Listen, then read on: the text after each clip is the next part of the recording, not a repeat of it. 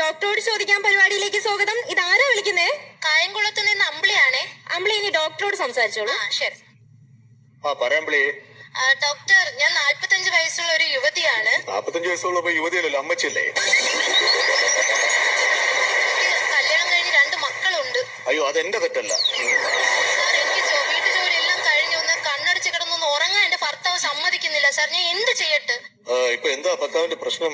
ഒന്നും പറയണ്ട സാർ. ഇതൊക്കെ പുറത്ത് പറഞ്ഞ മാനക്കേടല്ലേ സാർ? മനസ്സ് തോന്നുന്നു പറയാൻ പറ്റുന്നില്ല എനിക്ക് ആരോടും. പറയൂ അമ്പിളി.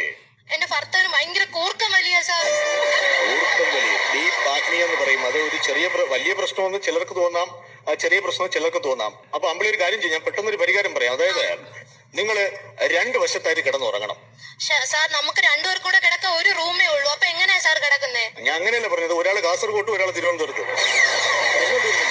ഈ കൂർക്കം വലി മാറോ സാർ? കൂർക്കം വലി മാറും എന്ന് തോന്നുന്നു. നിങ്ങൾ